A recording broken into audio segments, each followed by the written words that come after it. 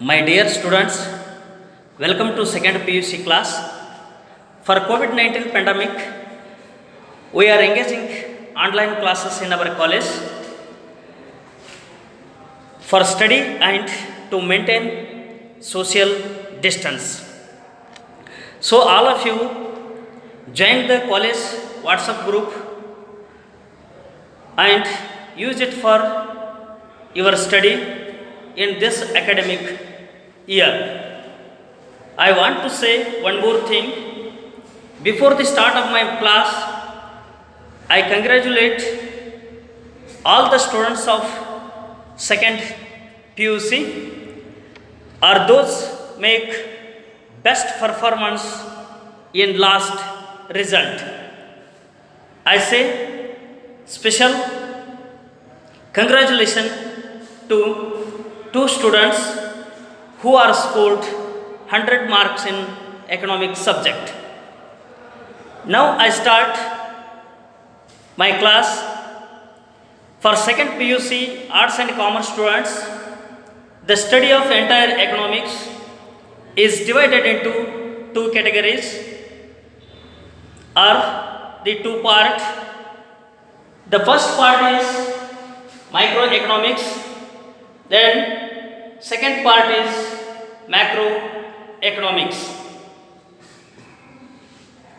The subject and chapters which are consisted in both the part already which discussed by Professor M.M. Puttana sir in previous class.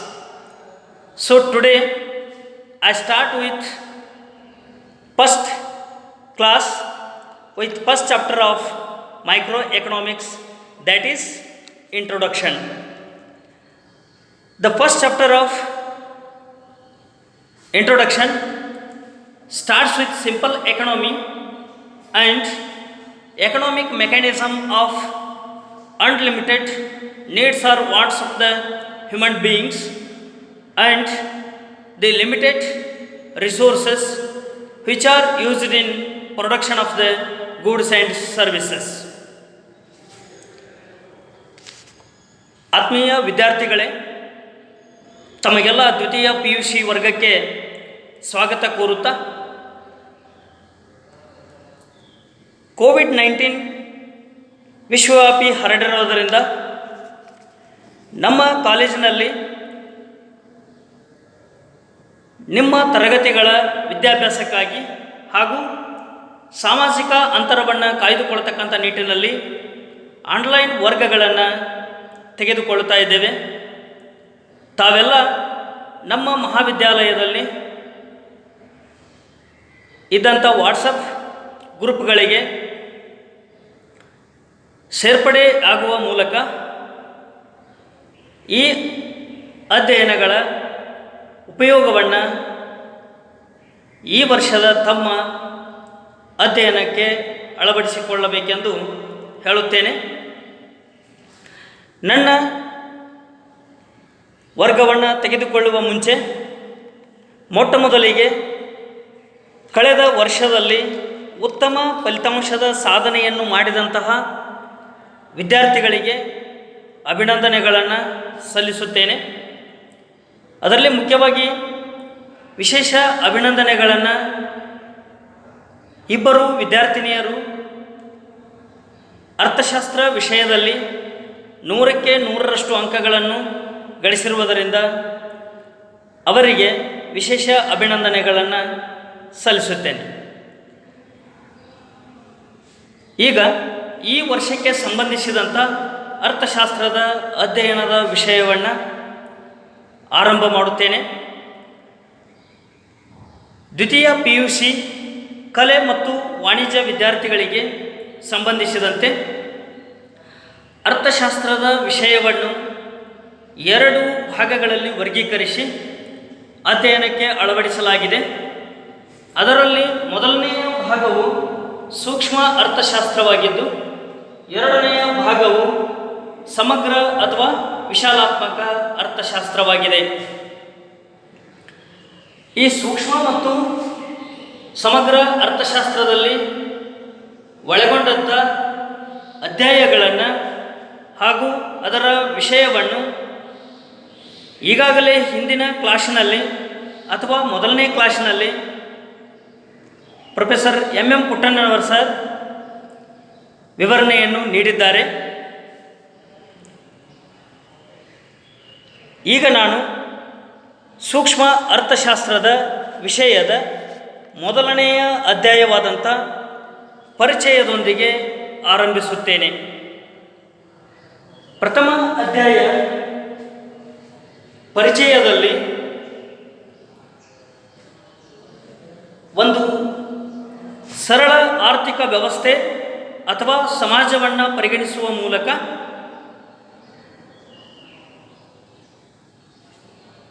ಆರ್ಥಿಕ ಯಾಂತ್ರೀಕರಣದ ವಿಶ್ಲೇಷಣೆಯನ್ನು ಮಾಡಲಾಗಿದೆ. ಅಂದರೆ ಮಾನವ ಸಮಾಜದಲ್ಲಿ ಮಾನವ ಅಥವಾ ಅನುಭೋಗಿದಾರ ಅಪರಿಮಿತ ಬಯಕೆಗಳನ್ನು ಹೊಂದಿದ್ದು ಆತನು ಬಳಸುವ ಸಾಧನ ಸಂಪನ್ಮೂಲಗಳು ಅಂದರೆ ಉತ್ಪಾದನಾಂಗಗಳು ಕೊರತೆಯಲ್ಲಿ ಇರುತ್ತವೆ ಎಂಬುದನ್ನು ಅಧ್ಯಯನಕ್ಕೆ ಅಳವಡಿಸಲಾಗಿದೆ.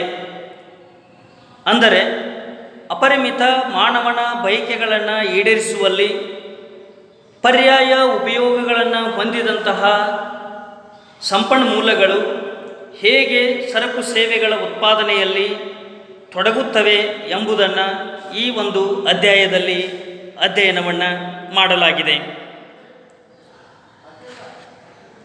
ಥಿಂಕ್ ಆಫ್ ಎನಿ ಸೊಸೈಟಿ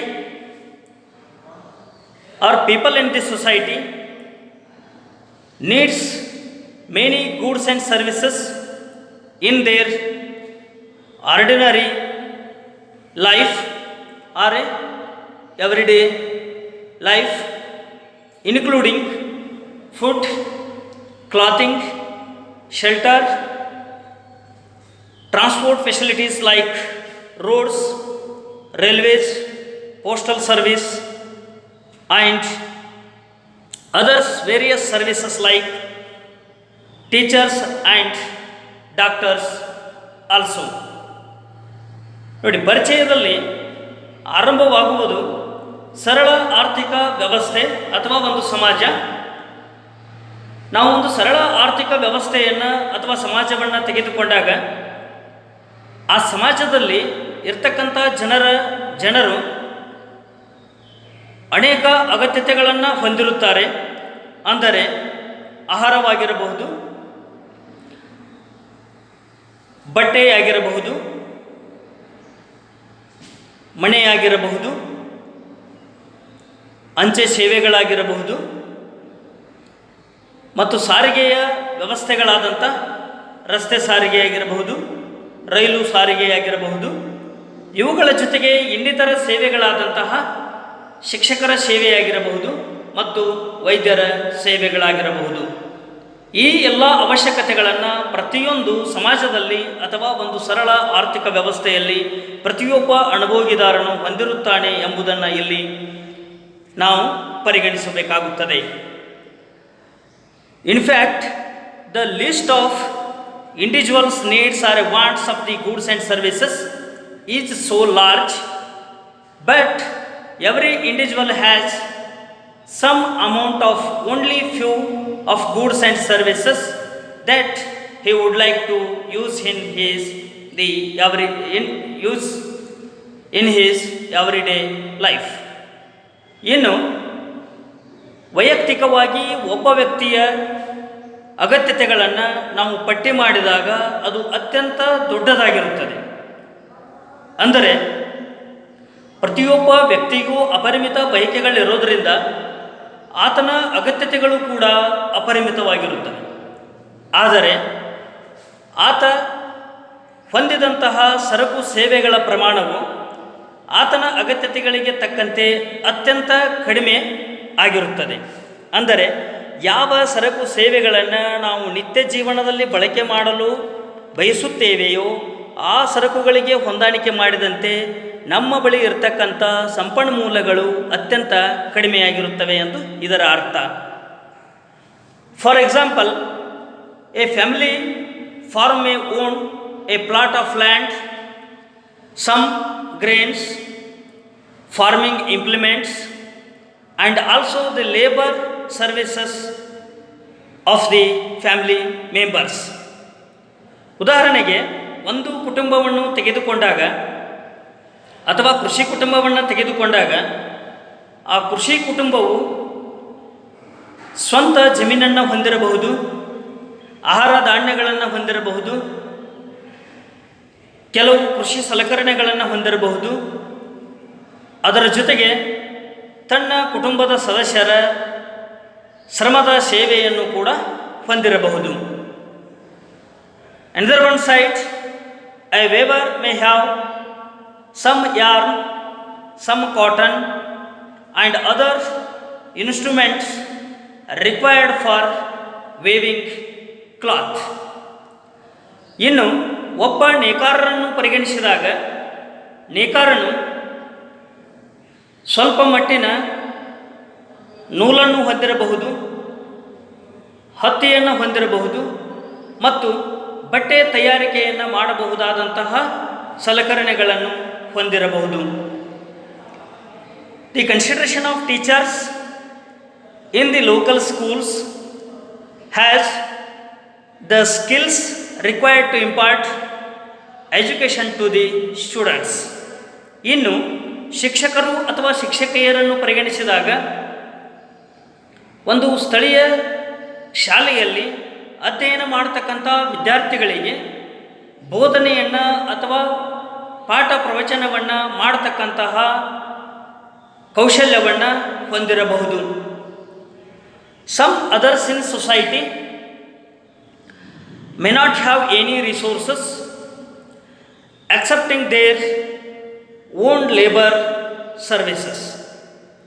ಇನ್ನು ಕೆಲವು ವ್ಯಕ್ತಿಗಳನ್ನು ಸಮಾಜದಲ್ಲಿ ಪರಿಗಣಿಸಿದಾಗ ಆ ವ್ಯಕ್ತಿಗಳು ತಮ್ಮ ಶ್ರಮವನ್ನು ಹೊರತುಪಡಿಸಿ ಬೇರೆ ಇನ್ಯಾವುದೇ ಸಂಪನ್ಮೂಲವನ್ನು ಹೊಂದಿರದೇ ಇರಬಹುದು. ಹೀಗಾಗಿ ಸಮಾಜದಲ್ಲಿರುವ ಈ ಪ್ರತಿಯೊಂದು ನಿರ್ಣಯ ತೆಗೆದುಕೊಳ್ಳತಕ್ಕಂತಹ ಘಟಕಗಳು ತಮ್ಮ ಅಗತ್ಯತೆಗಳಿಗೆ ತಕ್ಕಂತೆ ಸಂಪನ್ಮೂಲಗಳನ್ನು ಹೊಂದದೆ ಅವುಗಳಿಗೆ ಹೋಲಿಕೆ ಮಾಡಿದಾಗ ಕಡಿಮೆ ಸಂಪನ್ಮೂಲಗಳನ್ನು ಹೊಂದಿರುತ್ತಾರೆ ಎಂಬುದನ್ನು ಇದು ವಿವರಿಸುತ್ತದೆ.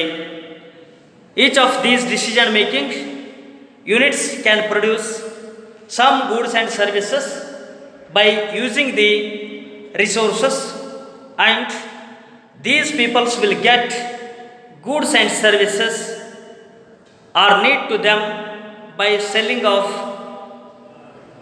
all the produced goods. ಅಂದರೆ ಇಲ್ಲಿ ಪ್ರತಿಯೊಂದು ಘಟಕಗಳು ತಮ್ಮಲ್ಲಿರ್ತಕ್ಕಂಥ ಸಂಪನ್ಮೂಲದಿಂದ ಸರಕು ಸೇವೆಗಳನ್ನು ಉತ್ಪಾದನೆ ಮಾಡಿ ತಮಗೆ ಬೇಕಾದಂತಹ ಸರಕು ಸೇವೆಗಳನ್ನು ಇನ್ನಿತರರಿಂದ ಪಡೆದುಕೊಳ್ಳತಕ್ಕಂಥ ಪ್ರಕ್ರಿಯೆಯು ಆರ್ಥಿಕ ವ್ಯವಸ್ಥೆಯಲ್ಲಿ ಇರುತ್ತದೆ ಎಂಬುದನ್ನು ಇದು ವಿವರಿಸುತ್ತದೆ. For example, the family farm can produce corn, use part of the produce for consumption purposes and procure clothing, housing and various other goods and services for exchange for the rest of the produce. ಉದಾಹರಣೆಗೆ ಒಂದು ಕೃಷಿ ಕುಟುಂಬವನ್ನು ತೆಗೆದುಕೊಂಡಾಗ ಕೃಷಿ ಕುಟುಂಬವು ಆಹಾರ ಧಾನ್ಯಗಳನ್ನು ಉತ್ಪಾದನೆ ಮಾಡಬಹುದು. ಆ ಆಹಾರ ಧಾನ್ಯಗಳನ್ನು ಉತ್ಪಾದನೆ ಮಾಡಿದರಲ್ಲಿ ಸ್ವಯಂ ಅನುಭೋಗಕ್ಕಾಗಿ ಕೆಲವೊಂದಿಷ್ಟು ಭಾಗವನ್ನು ಇಟ್ಟುಕೊಂಡರೆ ಇನ್ನೂ ಕೆಲವೊಂದಿಷ್ಟು ಭಾಗವನ್ನು ತನಗೆ ಬೇಕಾದಂತಹ ಅಗತ್ಯವಿರುವಂತಹ ಸರಕು ಸೇವೆಗಳನ್ನು ಕೊಂಡುಕೊಳ್ಳಲು ಇತರರಿಗೆ ಮಾರಾಟ ಮಾಡತಕ್ಕಂತಹ ಪ್ರಕ್ರಿಯೆಯು ಕಂಡುಬರುತ್ತದೆ. Similarly, the waiver can get the goods and services that he wants in exchange for the cloth he produced in his yard. ಇನ್ನು ನೇಕಾರರನ್ನು ತೆಗೆದುಕೊಂಡಾಗ ತಾನು ಉತ್ಪಾದನೆ ಮಾಡಿದಂತಹ ಬಟ್ಟೆಯನ್ನು ಬೇರೆಯವರಿಗೆ ಮಾರಾಟ ಮಾಡುವ ಮೂಲಕ ತನ್ನಗೆ ಬೇಕಾದಂತಹ ಅಗತ್ಯ ಸರಕು ಸೇವೆಗಳನ್ನು ಕೊಂಡುಕೊಳ್ಳುತ್ತಾ ಹೋಗುತ್ತಾನೆ. The teachers can earn some money by teaching in the school and use the money for obtaining the goods and services that he wants. ಇನ್ನು ಶಿಕ್ಷಕ ಅಥವಾ ಶಿಕ್ಷಕಿಯರನ್ನು ತೆಗೆದುಕೊಂಡಾಗ ಅವರು ಕೂಡ ತಮ್ಮಲ್ಲಿರ್ತಕ್ಕಂಥ ಕೌಶಲ್ಯವನ್ನು ಶಾಲೆಯಲ್ಲಿ ಮಕ್ಕಳಿಗೆ ಬೋಧನೆ ಮಾಡುವ ಮೂಲಕ ಹಣ ಗಳಿಕೆ ಮಾಡುತ್ತಾರೆ. ಅವರು ಕೂಡ ತಮಗೆ ಬೇಕಾದಂತಹ ಸರಕು ಸೇವೆಗಳನ್ನು ತಾವು ಗಳಿಸಿದ ಹಣದ ಮೂಲಕ ಪಡೆದುಕೊಳ್ಳುತ್ತಾರೆ. The labour also can try to fulfil his needs by using what ever the money he can earn by working for some one else. ಇನ್ನು ಯಾವುದೇ ಸಂಪನ್ಮೂಲವನ್ನು ಹೊಂದದೇ ಇರತಕ್ಕಂತಹ ವ್ಯಕ್ತಿ ಅಥವಾ ಶ್ರಮವನ್ನು ಆಧರಿಸಿದಂತಹ ವ್ಯಕ್ತಿಯು ತನ್ನ ಶ್ರಮದ ಮೂಲಕ ಬೇರೆ ಒಬ್ಬ ವ್ಯಕ್ತಿಯ ಬಳಿ ಅಥವಾ ಬೇರೆಯವರ ಕಡೆ ಕೆಲಸವನ್ನು ಮಾಡುವ ಮೂಲಕ ಹಣವನ್ನು ಗಳಿಕೆ ಮಾಡಿ ತನಗೆ ಬೇಕಾದಂತಹ ಅಗತ್ಯತೆಗಳನ್ನು ಕೊಂಡುಕೊಳ್ಳುತ್ತಾ ಹೋಗುತ್ತಾನೆ. Each individuals can thus use their resources to fulfill their wants, but no individuals has unlimited resources compared to his wants. ಇಲ್ಲಿ ಒಂದು ಅಂಶ ನಾವು ಅರ್ಥ ಮಾಡಿಕೊಳ್ಳಬೇಕಾಗುತ್ತದೆ. ಅದು ಏನೆಂದರೆ ಮಾನವನಿಗೆ ಅಪರಿಮಿತ ಬಯಕೆಗಳಿರುತ್ತವೆ ಅಥವಾ ಅನುಭೋಗಿದಾರನಿಗೆ ಅಪರಿಮಿತ ಅವಶ್ಯಕತೆಗಳಿರುತ್ತವೆ. ಆ ಅವಶ್ಯಕತೆಗಳಿಗೆ ತಕ್ಕಂತೆ ಮಾನವನು ಸಂಪನ್ಮೂಲಗಳನ್ನು ಹೊಂದಿರಲು ಸಾಧ್ಯವಿಲ್ಲ ಎನ್ನುವುದನ್ನು ಇದು ವಿವರಿಸುತ್ತಾ ಹೋಗುತ್ತದೆ. The amount of many goods and services can produced is limited because the production of the goods and services it is depending upon the available resources. ಅಂದರೆ ಯಾವುದೇ ಸರಕು ಸೇವೆಯನ್ನು ಉತ್ಪಾದನೆ ಮಾಡುವಲ್ಲಿ ಪ್ರತಿಯೊಬ್ಬ ವ್ಯಕ್ತಿಯು ಸಮಾಜದಲ್ಲಿ ತೊಡಗಿರುತ್ತಾನೆ. ಆದರೆ ಆತನು ಯಾವ ವಸ್ತುಗಳನ್ನು ಉತ್ಪಾದನೆ ಮಾಡುವುದಿಲ್ಲವೋ ಅಂತಹ ವಸ್ತುಗಳನ್ನು ಇನ್ನೊಬ್ಬರಿಂದ ಪಡೆದುಕೊಳ್ಳಲು ನೋಡುತ್ತಾನೆ. ಅಂದರೆ ಯಾವುದೇ ವಸ್ತುವನ್ನು ಅಥವಾ ನಾವು ಅಗತ್ಯತೆಗೆ ತಕ್ಕಂತೆ ಸಂಪನ್ಮೂಲವನ್ನು ಯಾವುದನ್ನು ಹೊಂದಿರುವುದಿಲ್ಲ ಅಂತಹವುಗಳೆಲ್ಲವನ್ನು ನಾವು ಇನ್ನಿತರರ ಮೂಲಕ ಪಡೆದುಕೊಳ್ಳಲು ನೋಡ್ತಾ ಇರುತ್ತೇವೆ. It can have more of goods and services only by give up some amount of other goods and services in society because the consumer what ever he can get by the society, in that moment he sacrifice or give up some other commodities. ಅಂದರೆ ಯಾವುದೇ ಒಬ್ಬ ವ್ಯಕ್ತಿಯು ಸಮಾಜದಲ್ಲಿ ತನಗೆ ಬೇಕಾದಂತಹ ವಸ್ತುಗಳನ್ನು ಪಡೆದುಕೊಳ್ಳಬೇಕಾದರೆ ಇನ್ನಿತರ ಸರಕು ಸೇವೆಗಳನ್ನು ಅಥವಾ ಕೆಲವು ಸರಕು ಸೇವೆಗಳನ್ನು ಆತ ತ್ಯಾಗ ಮಾಡಬೇಕಾಗುತ್ತದೆ. ಅಂದರೆ ಎಲ್ಲ ಅಗತ್ಯತೆಗಳನ್ನು ನಾವು ಪೂರೈಸಿಕೊಳ್ಳಲು ಸಾಧ್ಯವಿಲ್ಲ. ಆದರೆ ಆ ಪೂರೈಸಿಕೊಳ್ಳತಕ್ಕಂಥ ಅಗತ್ಯತೆಗಳನ್ನು ಕೂಡ ನಾವು ಪೂರೈಸಿಕೊಳ್ಳಬೇಕಾದರೆ ಕೆಲವು ಸರಕು ಸೇವೆಗಳನ್ನು ಬಿಟ್ಟು ಕೊಡಬೇಕಾದಂಥ ಅನಿವಾರ್ಯತೆ ಪ್ರತಿಯೊಂದು ಸಮಾಜ ಅಥವಾ ಆರ್ಥಿಕ ವ್ಯವಸ್ಥೆಯಲ್ಲಿ ಕಂಡುಬರುತ್ತಾ ಹೋಗುತ್ತದೆ. For example, if the family wants to have a bigger house, it may have to give up the idea of having a few more acres of arable land. ಉದಾಹರಣೆಗೆ ಒಂದು ಕೃಷಿ ಕುಟುಂಬವನ್ನು ನಾವು ತೆಗೆದುಕೊಂಡಾಗ ಕೃಷಿ ಕುಟುಂಬವು ಒಂದು ದೊಡ್ಡ ಮನೆಯನ್ನು ಕಟ್ಟಲು ಬಯಸಿದರೆ ಅಂತಹ ಸಮಯದಲ್ಲಿ ಆ ಕುಟುಂಬವು ಇನ್ನೊಂದಿಷ್ಟು ಸಾಗುವಳಿ ಜಮೀನನ್ನು ತೆಗೆದುಕೊಳ್ಳಬೇಕಾದಂತಹ ಅವಶ್ಯಕತೆಯನ್ನು ಬಿಟ್ಟುಕೊಡಬೇಕಾಗುತ್ತದೆ. ಅಂದರೆ ಒಂದು ದೊಡ್ಡ ಮನೆಯನ್ನು ನಾವು ಹೊಂದಬೇಕಾದರೆ ಅಥವಾ ಕೃಷಿ ಕುಟುಂಬವು ಹೊಂದಬೇಕಾದರೆ ಅಂತಹ ಸಂದರ್ಭದಲ್ಲಿ ನಾವು ಇನ್ನೊಂದಿಷ್ಟು ಸರಕುಗಳನ್ನು ತ್ಯಾಗ ಮಾಡಬೇಕು ಎಂಬುದನ್ನು ಇದು ವಿವರಿಸುತ್ತದೆ. If the family wants more and better education for the children, in that moment it must give up some luxurious needs or goods and services in its family. ಇನ್ನು ಮಕ್ಕಳಿಗೆ ಕುಟುಂಬದಲ್ಲಿ ಉತ್ತಮವಾದಂತಹ ಶಿಕ್ಷಣವನ್ನು ನೀಡಲು ಬಯಸಿದರೆ ಅಂತಹ ಕುಟುಂಬವು ಕೆಲವೊಂದಿಷ್ಟು ತನಗೆ ಬೇಕಾದಂತಹ ಐಷಾರಾಮಿ ಸರಕುಗಳನ್ನು ಬಿಟ್ಟುಕೊಡಬೇಕಾಗುತ್ತದೆ. ಅಂದರೆ ಕೆಲವು ವಸ್ತುಗಳನ್ನು ನಾವು ಅನುಭವಿಸಲು ಇನ್ನೂ ಕೆಲವು ವಸ್ತುಗಳನ್ನು ತ್ಯಾಗ ಮಾಡಬೇಕಾಗುತ್ತದೆ. ಏಕೆಂದರೆ ನಾವು ಹೊಂದಿರುವಂತಹ ಸಂಪನ್ಮೂಲಗಳು ಯಾವಾಗಲೂ ಆರ್ಥಿಕ ವ್ಯವಸ್ಥೆಯಲ್ಲಿ ಕೊರತೆಯಲ್ಲಿ ಇರುತ್ತದೆ ಎಂಬುದನ್ನು ಇದು ನಿರೂಪಿಸುತ್ತದೆ. The same case is in the every individuals in society. Everyone faces the problem of scarcity of the resources, and therefore he has to use the limited resources in the best possible way to fulfill his wants. ಅಂದರೆ ಪ್ರತಿಯೊಬ್ಬ ವ್ಯಕ್ತಿ ಅಥವಾ ಸಮಾಜದಲ್ಲಿ ಸಂಪನ್ಮೂಲಗಳ ಕೊರತೆ ಇರುವುದು ಕಂಡುಬರುವುದರಿಂದ ಕೆಲವೊಂದಿಷ್ಟು ವಸ್ತುಗಳನ್ನು ನಾವು ಕೊಂಡುಕೊಳ್ಳಲು ಕೆಲವೊಂದಿಷ್ಟು ವಸ್ತುಗಳನ್ನು ತ್ಯಾಗ ಮಾಡಲೇಬೇಕಾಗುತ್ತದೆ ಎಂಬುದನ್ನು ಗಮನಿಸಿದಾಗ ನಮ್ಮಲ್ಲಿರ್ತಕ್ಕಂಥ ಸಂಪನ್ಮೂಲವನ್ನು ಸಮರ್ಪಕವಾಗಿ ನಮ್ಮ ಬಯಕೆಗಳನ್ನು ಈಡೇರಿಸಿಕೊಳ್ಳಲು ಬಳಸಬೇಕು ಎಂಬುದನ್ನು ಇಲ್ಲಿ ನಾವು ವಿಶ್ಲೇಷಣೆಯನ್ನು ಮಾಡುತ್ತೇವೆ. ಅಂದರೆ ಸೂಕ್ಷ್ಮ ಅರ್ಥಶಾಸ್ತ್ರವು ವೈಯಕ್ತಿಕ ಘಟಕಗಳ ಬಗ್ಗೆ ಅಧ್ಯಯನ ಮಾಡೋದರಿಂದ ಇಲ್ಲಿ ಪ್ರತಿಯೊಂದು ಕುಟುಂಬವು ತನಗೆ ಬೇಕಾದಂತಹ ಅವಶ್ಯಕ ವಸ್ತುಗಳನ್ನು ಪಡೆಯಲು ತನ್ನಲ್ಲಿ ಇರ್ತಕ್ಕಂತಹ ಸಂಪನ್ಮೂಲವನ್ನು ಸಮರ್ಪಕವಾಗಿ ಬಳಕೆ ಮಾಡಬೇಕು ಎಂಬುದು ಆರ್ಥಿಕತೆಯ ತಿರುಳು.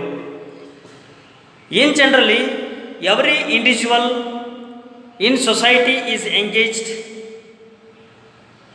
Production of some goods and services, and he wants a combination of many goods and services, not all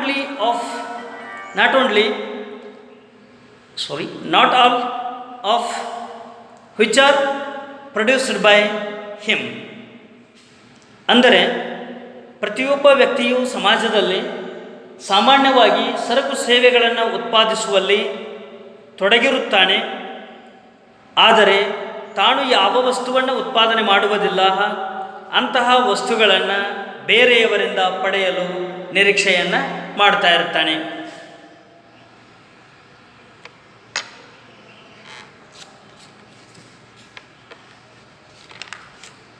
The scarce resources of the society have to be allocated properly in the different production of different goods and services in keeping with the likes and dislikes of the people of the society. It means whatever the goods demanded in the market, the every scarce resources must use the production of such a goods is better to society or any consumer because of fulfillment of his wants. ಅಂದರೆ ಪ್ರತಿಯೊಂದು ಸಮಾಜದಲ್ಲಿ ಕೊರತೆಯಲ್ಲಿ ಇರತಕ್ಕಂಥ ಸಂಪನ್ಮೂಲವನ್ನು ಯಾವ ಮಾರುಕಟ್ಟೆಯಲ್ಲಿ ಅತ್ಯಂತ ಅವಶ್ಯಕವಾಗಿರುತ್ತದೆಯೋ ಅಂತಹ ವಸ್ತುಗಳನ್ನು ಉತ್ಪಾದನೆ ಮಾಡಬೇಕು, ಅಥವಾ ಅಂತಹ ವಸ್ತುವಿನ ಉತ್ಪಾದನೆಗೆ ತೊಡಗಿಸಿದಾಗ ಸಮಾಜದಲ್ಲಿ ಕೆಲವೊಂದಿಷ್ಟು ಅಗತ್ಯತೆಗಳನ್ನು ನಾವು ಪೂರೈಕೆ ಮಾಡಲು ಅಥವಾ ಅವುಗಳನ್ನು ಈಡೇರಿಸಲು ಸಾಧ್ಯ ಎಂಬುದನ್ನು ಇದು ವಿವರಿಸುತ್ತದೆ. The allocation of the limited resources and the distribution of the goods and services in society, these two are the important the economic problems are found are appeared in every economy because the basic economics problems are related to the scarce resources and distribution of the goods and services in society for fulfilling the wants or needs of the society. ಅಂದರೆ ಸಮಾಜದಲ್ಲಿ ಸಂಪನ್ಮೂಲಗಳನ್ನು ಹಂಚಿಕೆ ಮಾಡುವುದು, ಸರಕು ಸೇವೆಗಳನ್ನು ಸಮಾನವಾಗಿ ಹಂಚಿಕೆ ಮಾಡತಕ್ಕಂಥದ್ದು, ಈ ಎರಡೂ ಸಮಸ್ಯೆಗಳು ಪ್ರತಿಯೊಂದು ಸಮಾಜದಲ್ಲಿ ಕಂಡುಬರುತ್ತವೆ ಎಂಬುದನ್ನು ಈ ಅಧ್ಯಾಯದಲ್ಲಿ ಅಧ್ಯಯನ ಮಾಡುತ್ತದೆ. I will continue next class with central problems of an economy. ನಾನು ಮುಂದಿನ ವರ್ಗದಲ್ಲಿ ಇದರ ಮುಂದಿನ ಭಾಗವಾದಂತಹ ಆರ್ಥಿಕತೆಯ ಕೇಂದ್ರೀಯ ಸಮಸ್ಯೆಗಳ ಬಗ್ಗೆ ಅಧ್ಯಯನವನ್ನು ಮುಂದುವರಿಸೋಣ.